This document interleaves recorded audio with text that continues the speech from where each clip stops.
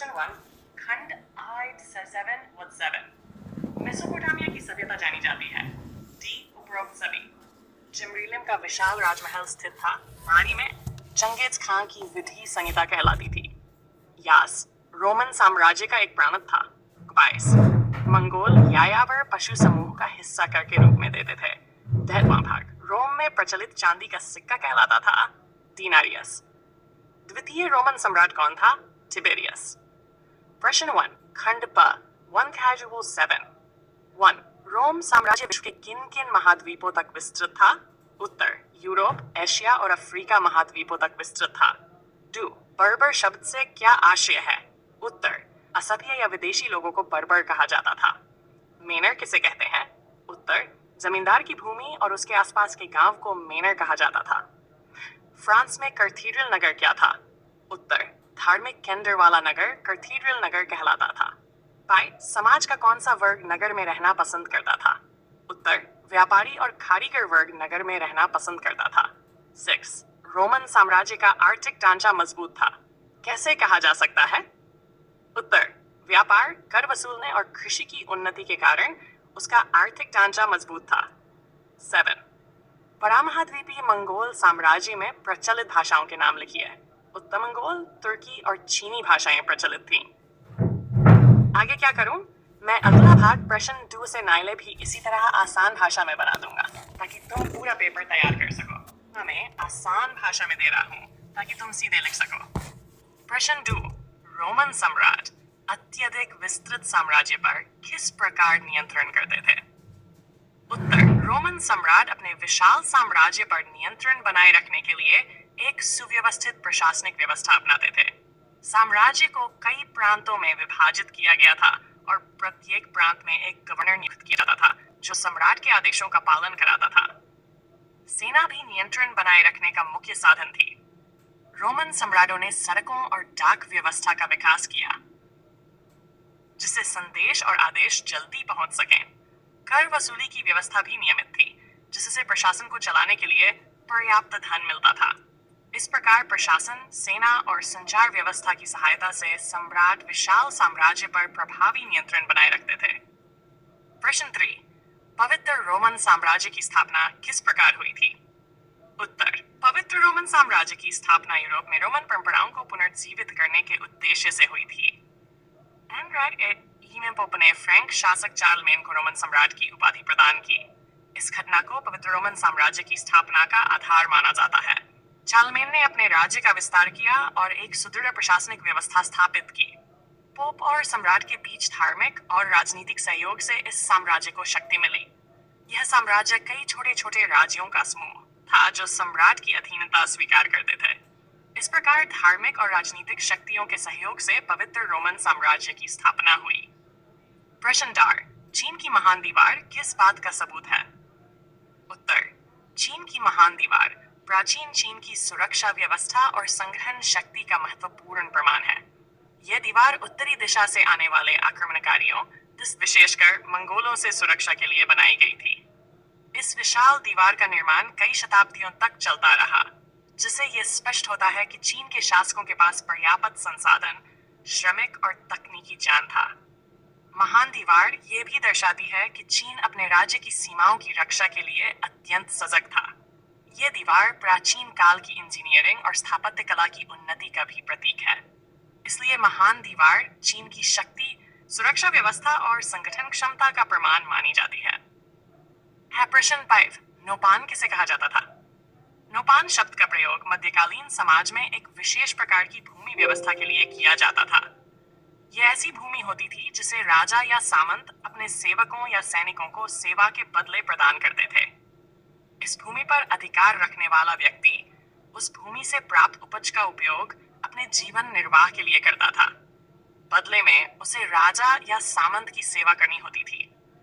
विशेषकर युद्ध के समय सेना में भाग लेना पड़ता था। इस प्रकार नोपान व्यवस्था मध्यकालीन सामंती व्यवस्था का एक महत्वपूर्ण भाग थी जो प्रशासन और सेना को बनाए रखने में सहायक थी। प्रश्न 6 वेसलेज प्रथा क्या थी? उत्तर वेसलेज प्रथा मध्यकालीन यूरोप की सामंती व्यवस्था का एक महत्वपूर्ण भाग थी। इस प्रथा में एक व्यक्ति जिसे वेसल कहा जाता था अपने स्वामी या सामंत के प्रति निष्ठा की शपथ लेता था। इसके बदले सामंत उसे भूमि प्रदान करता था, जिसे फिफ कहा जाता था। वेसल का कर्तव्य था कि वह अपने स्वामी की सेवा करे, विशेषकर युद्ध के समय सैनिक सहायता प्रदान करे। इस प्रथा के माध्यम से राजा और सामंत अपने अधीन लोगों पर नियंत्रण बनाए रखते थे। वेसलेज प्रथा ने मध्यकालीन यूरोप की राजनीतिक और सामाजिक व्यवस्था को संगठित रखने में महत्वपूर्ण भूमिका निभाई। प्रश्न 7, मध्यकालीन यूरोप में कैथोलिक चर्च का क्या महत्व था? उत्तर, मध्यकालीन यूरोप में कैथोलिक चर्च का समाज और राजनीति दोनों में अत्यंत महत्वपूर्ण स्थान था। चर्च केवल धार्मिक संस्था नहीं था, बल्कि शिक्षा, न्याय और सामाजिक जीवन का केंद्र भी था। लोग अपने जीवन के महत्वपूर्ण कार्य जैसे विवाह और अंतिम संस्कार चर्च के माध्यम से करते थे। चर्च के अधिकारी, विशेषकर पोप, राजाओं पर भी प्रभाव रखते थे और कई बार राजनीतिक निर्णयों में हस्तक्षेप करते थे। शिक्षा का अधिकांश कार्य भी चर्च द्वारा संचालित विद्यालयों में होता था। इस प्रकार कैथोलिक चर्च मध्यकालीन यूरोप के सामाजिक, धार्मिक और राजनीतिक जीवन का मुख्य आधार था। प्रश्न 8, मंगोल कबीलों की दशमलव पद्धति क्या थी? उत्तर, मंगोल कबीलों की दशमलव पद्धति उनकी सेना के संगठन की एक विशेष व्यवस्था थी। इस पद्धति में सैनिकों को 10-10 के समूहों में बांटा जाता था। 10 सैनिकों का एक समूह अर्बन कहलाता था। 10 अर्बनों को मिलाकर 100 सैनिकों का एक समूह जून बनता था। इसी प्रकार 10 जून मिलकर 1000 सैनिकों का मिंगन बनाते थे और 10 मिंगन मिलकर 10,000 सैनिकों की बड़ी इकाई तुमेन बनती थी। इस दशमलव व्यवस्था के कारण मंगोल सेना बहुत संगठित और अनुशासित रहती थी। इससे युद्ध के समय आदेश देना और सेना को नियंत्रित करना आसान हो जाता था। प्रश्न 9, रोमन साम्राज्य के एकल परिवार में क्या व्यवस्था थी? उत्तर, रोमन साम्राज्य में एकल परिवार की व्यवस्था प्रचलित थी, जिसमें माता, पिता और उनके बच्चे शामिल होते थे। परिवार का मुखिया पिता होता था, जिसे पेटर फेमिलियस कहा जाता था। उसे परिवार के सभी सदस्यों पर अधिकार प्राप्त था और वह परिवार से संबंधित सभी महत्वपूर्ण निर्णय लेता था। परिवार के सदस्य एक ही घर में रहते थे और मिलजुल कर जीवन यापन करते थे। महिलाओं को भी परिवार में कुछ अधिकार प्राप्त थे, जैसे संपत्ति का उपयोग और बच्चों की देखभाल करना। इस प्रकार रोमन समाज में एकल परिवार सामाजिक जीवन की मुख्य इकाई माना जाता था। अगला भाग में अगला प्रश्न डी से मैनेजमेंट भी साहसिक रिस्टोरिक। प्रश्न, मंगोलों के सैन्य अभियान का सामान्य जनजीवन पर क्या प्रभाव पड़ा? उत्तर, मंगोलों के सैन्य अभियानों का सामान्य जनजीवन पर गहरा प्रभाव पड़ा। जब मंगोल सेना किसी क्षेत्र पर आक्रमण करती थी, तो वहां के नगरों और गांवों को भारी नुकसान पहुंचता था। कई स्थानों पर लोगों की हत्या की जाती थी और संपत्ति लूट ली जाती थी। इससे लोगों में भय और असुरक्षा की भावना फैल जाती थी। अनेक लोगों को अपना घर छोड़कर अन्य स्थानों पर जाना पड़ता था। खेती और व्यापार भी प्रभावित होते थे, जिससे आर्थिक स्थिति कमजोर हो जाती थी। हालांकि कुछ क्षेत्रों में मंगोल शासन के बाद शांति स्थापित हुई और व्यापार मार्ग सुरक्षित बने। इस प्रकार मंगोलों के अभियानों से जनजीवन पर नकारात्मक और कुछ सकारात्मक दोनों प्रकार के प्रभाव पड़े। चंगेज खान ने अपनी सेना का गठन किस प्रकार किया था? उत्तर, चंगेज खान ने अपनी सेना का गठन अत्यंत संगठित और अनुशासित ढंग से किया था। उसने सेना को दशमलव पद्धति के आधार पर विभाजित किया था, जिसमें सैनिकों को 10, 100, 1000 और 10,000 की टुकड़ियों में बांटा गया था। प्रत्येक टुकड़ी का एक प्रमुख नियुक्त किया जाता था, जो सैनिकों को आदेश देता था। चंगेज खान ने सैनिकों का चयन उनकी योग्यता और साहस के आधार पर किया, न कि केवल परिवार या वंश के आधार पर। उसने घुड़सवार सेना को अधिक महत्व दिया और सैनिकों को कठोर प्रशिक्षण दिया। इस प्रकार मजबूत संगठन, अनुशासन और कुशल नेतृत्व के कारण उसकी सेना बहुत शक्तिशाली बनी। प्रश्न, ड्वाइव मेसोपोटामिया में लिपिक पट्टिकाओं पर कीलाकार लिपि किस प्रकार लिखते थे? उत्तर, मेसोपोटामिया में लिपिक मिट्टी की पट्टिकाओं पर कीलाकार लिपि, यूनिफॉर्म लिपि लिखा करते थे। इसके लिए वे गीली मिट्टी की छोटी छोटी पट्टिकाएं तैयार करते थे। फिर वे एक नुकीले सरकंडे या लकड़ी के टुकड़े की सहायता से उस मिट्टी पर चिन्ह बनाते थे। ये चिन्ह कील के आकार के होते थे, इसलिए इसे कीलाकार लिपि कहा जाता था। लिखने के बाद इन पट्टिकाओं को धूप में सुखाया या आग में पकाया जाता था, जिससे वे कठोर हो जाती थीं और लंबे समय तक सुरक्षित रहती थीं। इस लिपि का उपयोग व्यापार, प्रशासन और धार्मिक कार्यों के अभिलेख रखने के लिए किया जाता था। प्रश्न: मेसोपोटामिया के लोगों द्वारा समय का विभाजन कैसे किया गया था? उत्तर: मेसोपोटामिया के लोगों ने समय को मापने के लिए एक विशेष प्रणाली विकसित की थी। उन्होंने समय को शीष्ट के आधार पर विभाजित किया था, जिसे साझाधारी पद्धति कहा जाता है। इसी के अनुसार 1 घंटे को 60 मिनट और 1 मिनट को 60 सेकंड में बांटा गया। उन्होंने वर्ष को महीनों में और महीनों को दिनों में विभाजित किया। समय की गणना के लिए वे सूर्य और चंद्रमा की गति का अध्ययन करते थे। उन्होंने पंचांग कैलेंडर भी तैयार किया, जिससे ऋतुओं और त्योहारों का सही समय निर्धारित किया जा सके। इस प्रकार समय विभाजन की उनकी प्रणाली आज भी विश्व में उपयोग की जाती है। प्रश्न: मारी महल का महत्व लिखिए।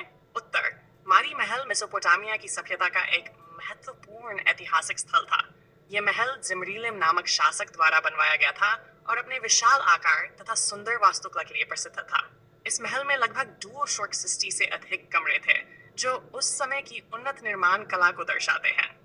मारी महल प्रशासनिक और सांस्कृतिक गतिविधियों का मुख्य केंद्र था। यहाँ से राज्य का शासन चलाया जाता था और महत्वपूर्ण निर्णय लिए जाते थे। इस महल में प्राप्त चित्रकारी और अभिलेख उस समय के समाज, संस्कृति और राजनीतिक जीवन की जानकारी देते हैं। इसलिए मारी महल इतिहास की दृष्टि से अत्यंत महत्वपूर्ण माना जाता है। प्रश्न: मंगोल सेना ने एक विशाल व संगठित सेना का रूप कैसे धारण किया?